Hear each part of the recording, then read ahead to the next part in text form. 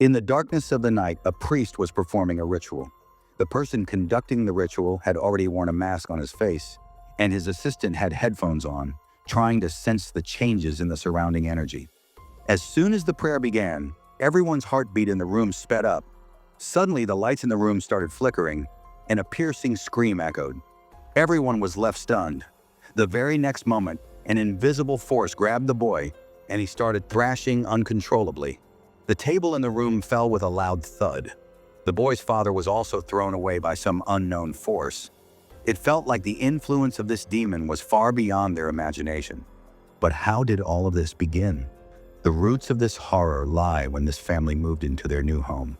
They thought this would be the beginning of their happy life, but the real terror was yet to come. On the very first night, when Dalton was playing alone in the upstairs room, the door suddenly started creaking open. It felt as if some invisible force was calling him. In the eerie silence of the night, Dalton took a small lamp and went upstairs. He looked around the room and suddenly his eyes fell on a strange storage area. He climbed a ladder to take a closer look, but as soon as he reached out, the ladder broke, and he fell down hard, groaning in pain from the fall. But as soon as his eyes turned toward the dark corner, he saw a terrifying shadow standing there. The boy's mother, Renai, ran in panic, and his father, Josh, followed closely behind. But when they reached the room, there was nothing there. Their son was lying on the floor with only minor injuries. They didn't pay much attention and carried him downstairs. However, as they were about to leave, they noticed an old box in the corner. It was strange because they had just moved into this house and hadn't placed anything there. How did this box get there? The next morning, when Dalton woke up, he looked extremely weak and exhausted. His face had turned pale, and he couldn't get out of bed. Slowly, his condition worsened, and he fell into a deep sleep, not waking up for 3 months. During this time, Josh and Renai took him to the hospital several times, but the doctors couldn't find any illness. All his test reports came back normal. Seeing all this, they became increasingly worried. Meanwhile, their younger son Foster also began to experience strange things. Every night, he would hear footsteps in his room, but when he woke up, no one was there. One night, out of fear, he locked his room door, but as soon as he did, he heard the same eerie sounds echoing from outside. He was so terrified that he couldn't gather the courage to open the door. Finally, out of panic, he told his mother everything. Hearing this, Renai became scared and immediately told Josh. However, Josh dismissed it as mere imagination and ignored it. But then, someone started banging loudly on the door. When Josh went downstairs to check, there was no one there. They thought it was just a coincidence, so they closed the door and went upstairs. But as soon as they reached the room, the alarms in the house started ringing and the doors began opening on their own. Even Josh found it strange. He quickly picked up an iron rod and cautiously inspected the entire house. When he didn't find anything suspicious, he closed the door again and somehow made it through the night. But this was just the beginning. The next day, when Renai went to wake her unconscious son to take care of him, she noticed a large red mark near his feet, as if someone had tried to drag him. Seeing this, Renai recalled the events of the previous night when she heard a child crying. She thought it was her daughter, so she immediately went to her room. But when she peeked behind the curtain, there was a terrifying shadow standing there, which sent chills down her spine. Now, upon seeing the red mark on her son, she was convinced that the house was under the influence of an evil entity. Renai discussed the matter with her husband Josh and decided to leave the house. However, thinking that the new house would be safe turned out to be completely wrong. On the very first day in the new house, when Renai went outside to throw the trash, she saw a small child inside the window. But as soon as she entered, the child had vanished. This seemed extremely strange to her, as they had just moved in and no one else was there. Suddenly, a nearby door shut on its own, and the child appeared again for a moment. Renai was terrified but gathered the courage to slowly approach. Then she noticed that a wooden rocking chair in the corner was moving without any reason. When Renai placed her hand on the door behind the rocking chair, it suddenly burst open, and now it was clear to her that this was the work of an evil spirit. Out of fear, she told her husband that they needed an exorcist's help. That's when they called Elise, an expert in controlling spirits and dark forces. As soon as Elise entered the house, she sensed that something terrifying was hidden within. She warned everyone not to turn on the lights in the house. When she reached Dalton's room, she saw that he was still unconscious, but she could feel that an evil spirit had taken possession of him. Strange incidents began happening in the house. as if someone was secretly watching everything. Finally, they decided to call an expert. When she arrived, she carefully inspected the house and asked her assistant to draw a sketch of the ghostly figure.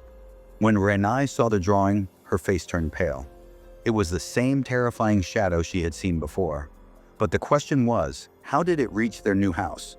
Elise conducted a deep investigation and eventually found the answer. She revealed that Dalton was not unconscious due to an illness, but because he possessed a unique ability, the power to embark on a spiritual journey. In simple terms, his soul had left his body and was wandering in another dimension. Dalton thought he was just dreaming, but in reality, his soul was drifting. Because of this, an evil spirit targeted him. If action wasn't taken in time, the demon would permanently trap his soul. Elise explained that the only way to stop this was through this ritual. The child's soul could be summoned back, and the strange incidents happening in the house could be stopped.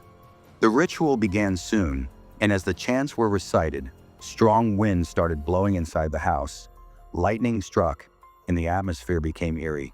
Suddenly, a terrifying shadow appeared and forcefully pushed the assistant, Tucker, far away. Elise immediately took control of the situation and placed her hand on the child's head, shouting, "Your evil will now come to an end. Leave this body." Slowly, the soul began to leave Dalton's body, and eventually peace returned to the house. But the story didn't end there. Elise then called Josh and said, "You must be wondering how this is related to you. But the truth is shocking. Your son has inherited this power from you." Josh was stunned to hear this. Elise revealed that when Josh was a child, similar incidents happened to him. He also had the ability to embark on a spiritual journey, and it was possible that this hidden power still resided within him. Whenever Ren took pictures of their son, a blurry shadow would always appear next to him. Initially, Ren thought it was a camera glitch, but as these incidents increased, the ghostly figure became clearer in the photos. They began to believe that their son was under the grip of an evil force. Elise explained that this was not an ordinary event. Many years ago, a similar incident happened with her husband. To save him, his soul had to be brought back from the other world through a special ritual. In this process, his powers were sealed to prevent such events from happening again. Now that the same events were happening to their son, the only solution was to awaken Josh's forgotten powers to bring his son back from that terrifying world. The ritual began, and Josh was sent into a meditative state where he entered a dark and gloomy realm. Shadows lurked all around him. As he moved forward, a horrifying figure dressed in white cloth passed in front of him. Josh followed it, but as he advanced, more terrifying spirits began to appear. Women sobbing in corners, children running away, and a horrifyingly silent room. It all felt like a haunted realm. Then as soon as he entered a large chamber, he saw 3 men with pale yellow faces sitting at a table. Everything felt as if it was sinking into a dark abyss. Josh gathered his courage and tried to find his son. Suddenly, a loud explosion echoed. He turned around and saw a shadow standing with a gun. Terrified, Josh ran, but accidentally reached a red door. He felt that his son's soul might be trapped behind it. As he tried to open the door, a giant black shadow lunged at him and knocked him to the ground. In the real world, Josh's breathing became rapid and his body began to convulse. Seeing this, Elise intensified her prayer and called out to Josh, "Josh, you're here to save your son. Don't give up."